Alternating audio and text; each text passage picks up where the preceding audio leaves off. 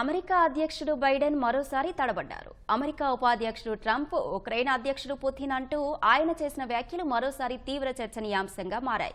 రెండోసారి అధ్యక్ష ఎన్నికల బరిలో నిలిచిన బైడెన్పై ఇంటా బయట తీవ్ర స్థాయిలో వ్యతిరేకత వ్యక్తమవుతున్న తరుణంలో ఈ ఘటన చోటు చేసుకుంది.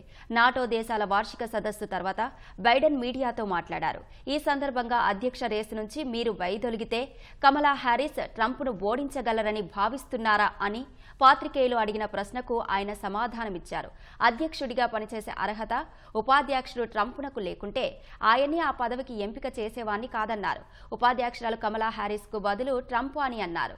మీడియా సమావేశానికి ముందు నాటో సభ్య దేశాల ప్రతినిధులకు ఉక్రెయిన్ అధ్యక్షుడు జెలెన్స్కీని పరిచయం చేసిన బైడెన్ ఆ సమయంలో జెలెన్స్కీని ఆహ్వానిస్తూ అధ్యక్షుడు పుతిన్ అని సంబోధించారు.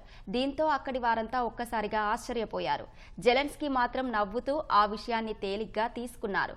సమావేశానంతరం వివిధ దేశాధినేతలు బైడెన్ కు మద్దతుగా నిలిచారు.